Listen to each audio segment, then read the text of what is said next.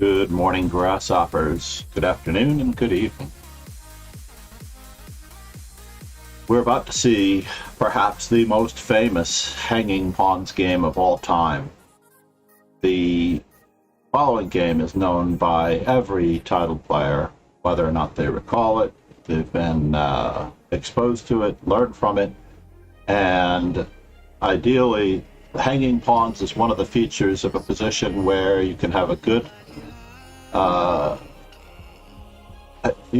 understanding of either how to attack the hanging pawns in order to create a weakness, or how the hanging pawns might be able to be shoved forward at the right moment in order to create some form of advantage, maybe in the form of a passed pawn or something along those lines. Now, in this particular game, a relatively young Capablanca is playing O.Bernstein, who's playing the white pieces. Now, O.Bernstein is most famous for trying to keep Capablanca out of his first international tournament in San Sebastian in 1911. This game was played in Moscow in 1914, and it is around this time that the Russian players really learned how to play chess with Capablanca's visit, especially in the Moscow 1925 tournament, where he is credited with the concept of schematic thinking in a game, that is, paying attention to where the ideal positions for your pieces and the placement of your pawns and the capitalizing of certain features of the position in advance of ever actually reaching those positions with your pieces or pawns. So you might actually place your pieces in the end game in the most ideal situations. This also includes the exchanging of some pieces which may or may not contribute to the position. And that includes, exchanging your worst minor piece for a better one, or perhaps going into an endgame in which the coordination of the pieces favors you.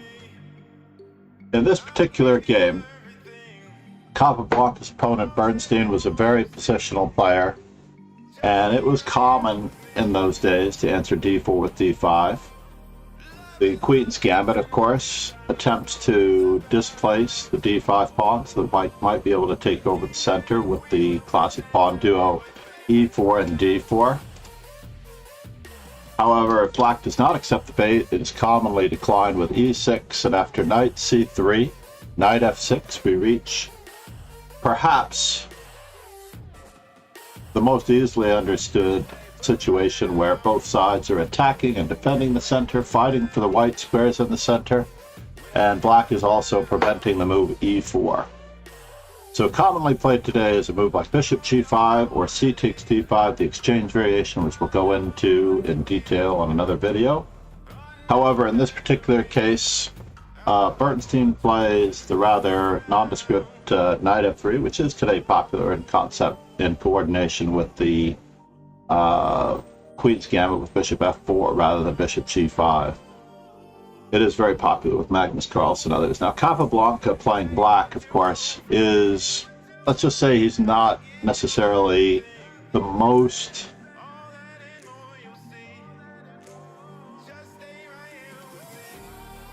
exacting opening player, as Alekhine took advantage of him in this respect when he became world champion. The Capablanca, of course, is not interested in the Rogozin variation, which would have resulted from bishop to b4, which is a hybrid Dimso-Indian. Today it is very popular. Despite the fact that black has placed his pawns on white squares, black is willing to exchange off his dark squared bishop, or perhaps just provoke the move a3. If he needs to, he'll return his bishop to e7 after bishop to b4. Black, of course, does not include the move h6, which today is extremely popular, and we'll discuss that in its entirety, to a certain extent, in another video. The most popular continuation here today, or at least for the last 20 to 40 years, thanks to Karpov, is h6, followed by bishop h4, and then perhaps the Tartakower variation b6. There is no substitute for this reliable continuation, which is one of the reasons why Capablanca, or I should say, which is why modern players don't play as Capablanca did and many of the players from that era. Instead, after the move bishop knight on b to d7, we have another situation arising in which white is going to prevent black from playing the move c5 due to the overworked bishop. After all, it won't be able to guard it, and the pressure, the indirect pressure of the queen on the d5 square and the indirect pressure of the rook on the c5 square. As it turns out, Capablanca deigns to prepare the move c5 with b6, and this creates a little bit of a problem on the white squares, which Bernstein does take advantage of. After all, after the move c takes d5, e takes d5, white has several moves which can take advantage of the weak white squares in this position. For example, knight to e5, Capablanca himself once played bishop to b5, and Bernstein in this particular case chooses queen a4. Now this is another way of taking advantage of the weak white squares, as black continues with bishop to b7, and white begins by stripping away the protection of the white squares with bishop to a6. Now, white has a very pleasant game, don't get me wrong. Just because Capablanca wins this game, most games are not decided in the openings. The opening is not where most of your energy and study should go. In most cases, your attention, if you wish to improve as a player, should be on the middle game, especially the end game, and the end game is also essential for improving your calculation skills. With very few pieces on the board, you can improve your calculation skills and your coordination of just a handful of pieces. Now, in this particular case, Capablanca, of course, alleviates the pressure on his bishop and continues by attacking white's center. Notice that white's king is not out of the center, and one of the common strategies in the middle game, or at least the transition between the opening and the middle game, is to open up the center as rapidly as possible if your opponent leaves their king in the center. Now, Bernstein decides to weaken black's central pawn. Bishop takes f6. Perhaps not the ideal move in this situation, as when Capablanca recaptures with his knight,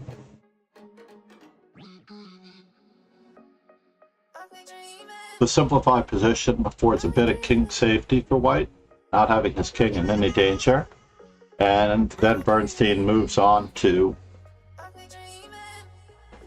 creating what we call the hanging pawn duo, or the isolated pawn couplet. The isolated pawn couplet could either be an advantage or a weakness, depending on how they are utilized or attacked. Right now, if either of these pawns moves forward, the pawn that is left behind will become backward. Bernstein completes his development as white, and Capablanca immediately develops his queen with a purpose, with a threat to b6. Now, he had other moves in this particular position. Had he chosen a more active move like rook to b8, perhaps, or even, let's just say, trying to connect his rooks in this manner with queen to d7. It looks a little awkward, of course, queen to d7, because white's rook coming to d1 will create some problems. There's no need to bother the queen immediately with a move like knight e5 when our rooks are not in the game just yet. Notice how white is affording himself the most potential in the attacking of the two pawns by having his rooks active. I often say, I'll stress it again, that the rooks are commonly placed by the stronger player better and faster in almost every game. The weaker player, in this case, Capablanca is not necessarily the more experienced player, he certainly is the stronger player. But you'll see that these rooks are left on their original squares.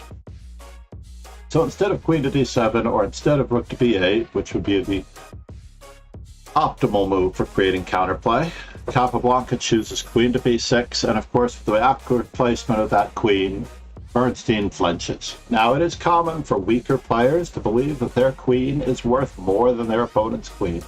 In fact, as we all know, the pawns start off as with a value of 1. They're the base for our values in evaluating whether or not we want to make exchanges. Knights are commonly worth 3 pawns, bishops are commonly worth 3 pawns, rooks are commonly worth 5 pawns, and queens indeed are commonly thought to be worth 9 pawns.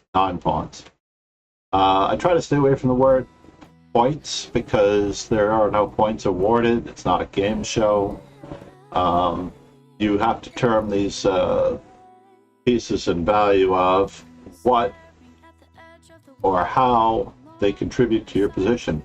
Good morning, Mad Quick Chess. Mad Quick Chess is a semi-retired streamer. Please check him out. The last time I met Andrew, or at least saw Andrew in person, was at the World Open earlier this year where we had lunch. It was great to sit down and chat with him before he was off to Thailand. He should do more travel streams. I think he would enjoy that. I would enjoy that, given that I could only follow him on socials. And I live vicariously, of course, through some of his images and experiences on Instagram. In any event, this particular instance, white should capture the queen and then continue to place his rooks. If white knew what was best for him, white should just continue to apply pressure to the dark, to the open files with his rooks, and try to incite or weaken black's pawns further. Instead, as I just mentioned, weaker players, or the less confident player, let's put it that way, the less confident player will often keep their queen because they feel they need to get more for the exchange of queens, or they feel less confident the longer the game goes. Most young players really want indeed, Mad Quick Chess.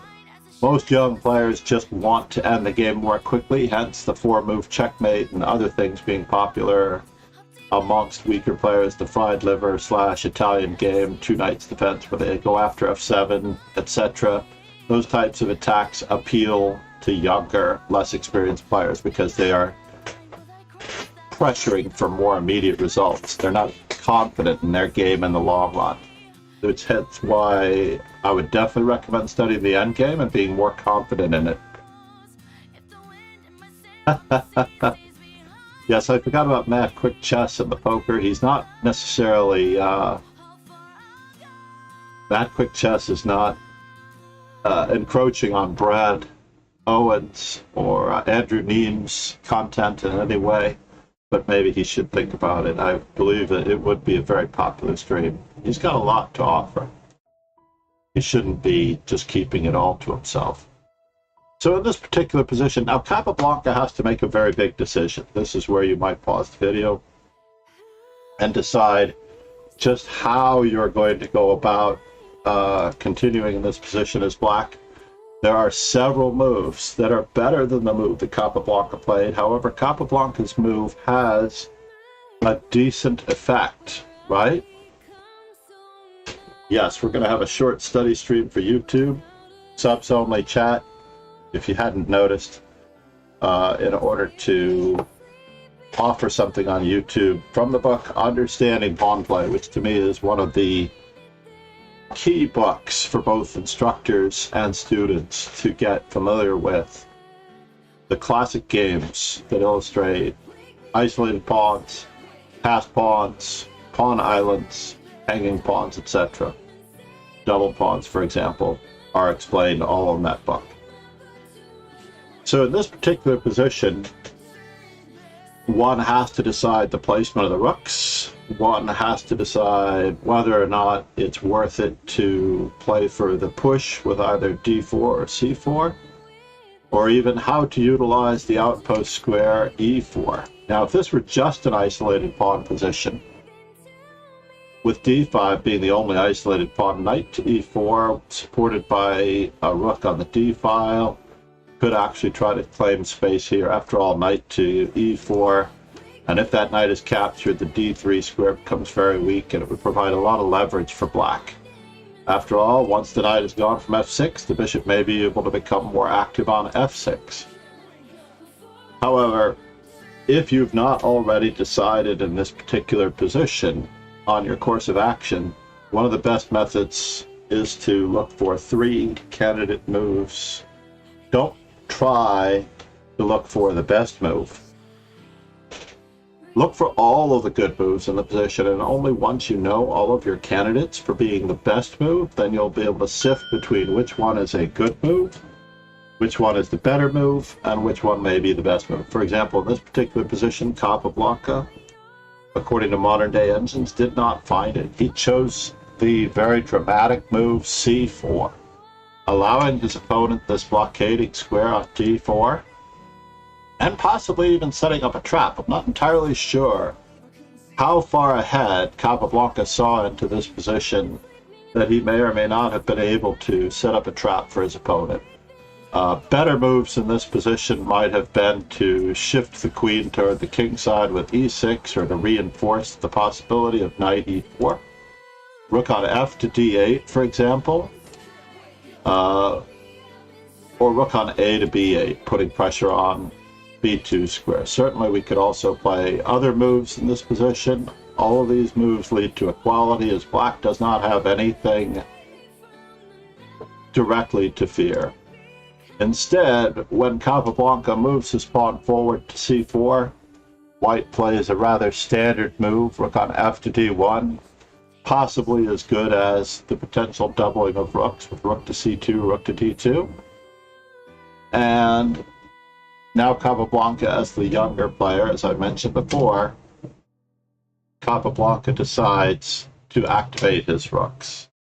Once again, I just want to remind you that if you want to make an impression on anyone, placing your rooks will send a message to your opponent, especially if you place your rooks well, that you are the better / stronger player in coordinating all of your pieces, if you can find the right plan using those at the right time. So with Capablanca occupying that square, with Bernstein occupying that square d4, Capablanca immediately goes into undermining white's protection of the e4 square. So in this particular position, Capablanca would like to improve his knight, remove the defender of the e4 square, and start capitalizing as best he can on the forward motion of his hanging pawns, his isolated pawn couplet.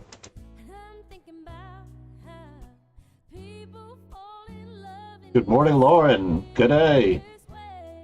So we have both the United States and an Aussie in the stream.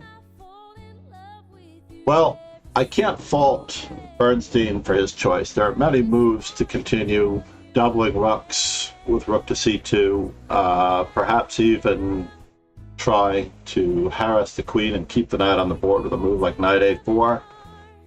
Or, as he tries, undermining the pawns with b3. After all, they are blockaded, and Capablanca brings more indirect pressure to bear on the square c3 with the rook. After all, the discovery on the knight with c takes b3 is in the wings. So, therefore, white's move is somewhat forced. B takes c4, and now comes a rather critical moment. There are 3 critical moments in chess.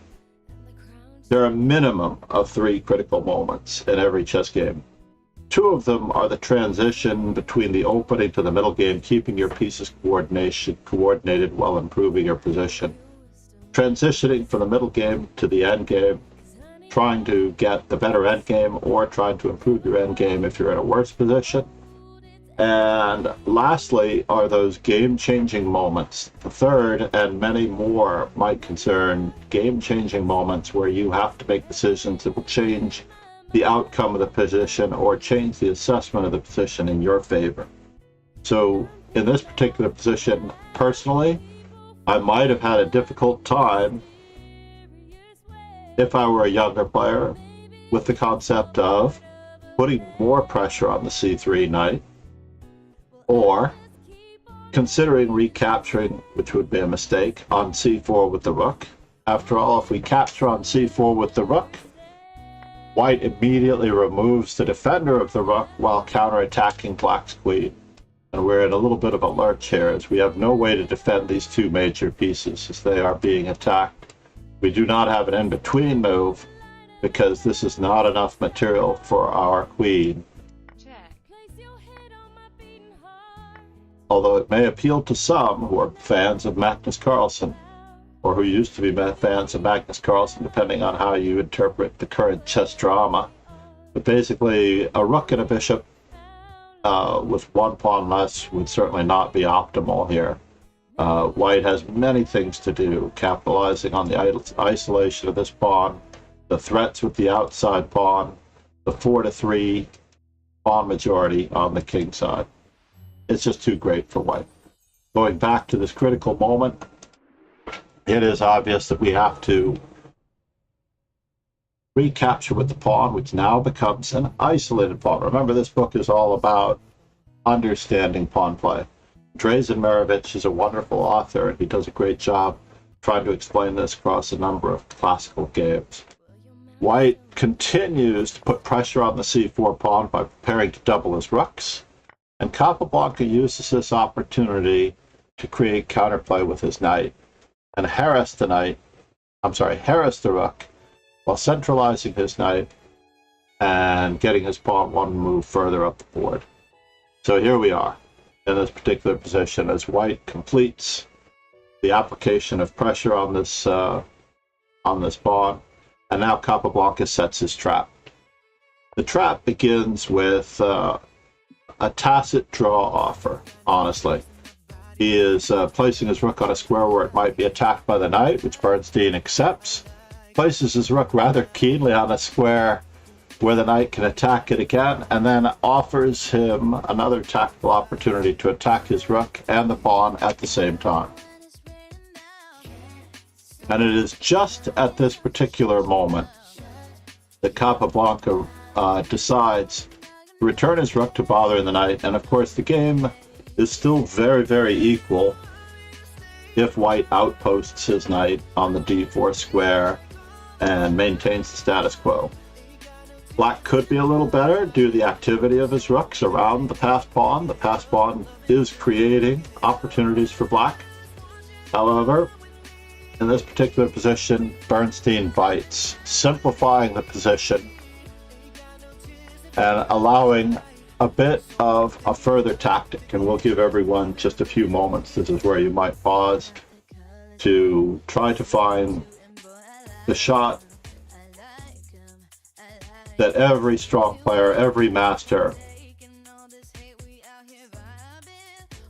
knows, every grandmaster. Like, this is one of those early positions that Magnus Carlsen would spit out. If you showed him this position, he would just say, Bernstein-Capablanca, Moscow, 1914 in a heartbeat.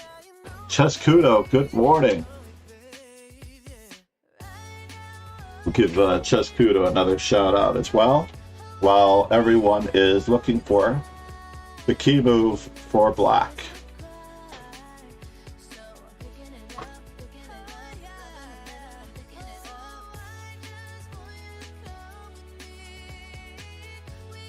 Queen to b1 check is a candidate move.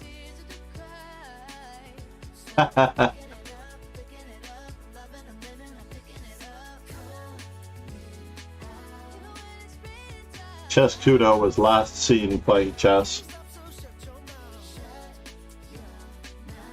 And of course we should not fall for queen to b1 check, queen to f1, rook to d1, winning the queen, because white has greater counterplay and or ending the game with rook to c8 check, and it is black's back rank which is weak.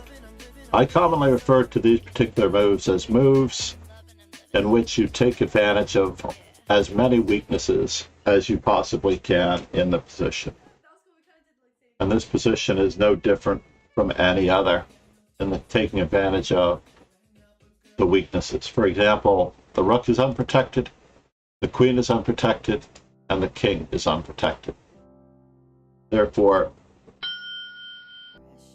the move that was played by Capablanca, as both Chess Kudo and Lauren from Australia pointed out, was queen to b2. There are only a few moves that can be played in this position. All of them either lose material or reach a worse conclusion for the most part. For example, queen to e1, the game ended there after queen to b2 as white resigned. We just simply take the rook due to the back rank weakness with rook to d1 checkmating. Check. And after the move queen to b2, white might try another counterattacking move, which is super cool. Unfortunately, we just have to see that we need to overwork all of the opponent's pieces with queen to a1 check. And with queen to a1 check, the queen must block the mate, otherwise he'll be mated, and once again we'll pick up the rook. Lastly,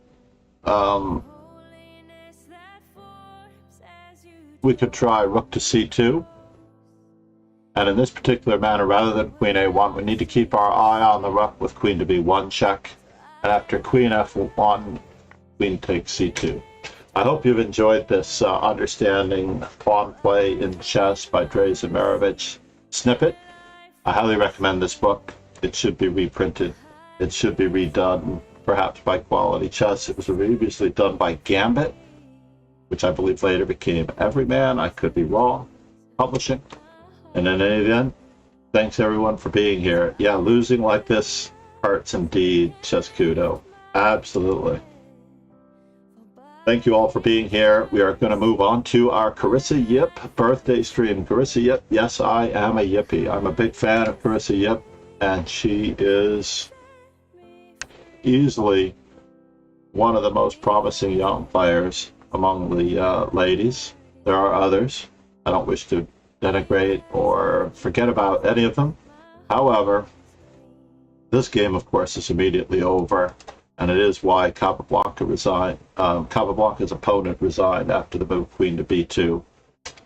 We could easily give that a couple of exclams, but we're going to end it here, and I hope everyone will be back in less than 10 minutes as I send the announcement for the Carissa Yip birthday Swiss as we celebrate Carissa Yip, and I will send all the notifications as needed. Thank you, Matt Quick Chess, Lauren JW, Chess Kudo, and others for being here. This will be available on YouTube in an Understanding Pawn Play playlist, which I'm creating. We will send everybody over to Cruzy for a moment. Please enjoy her.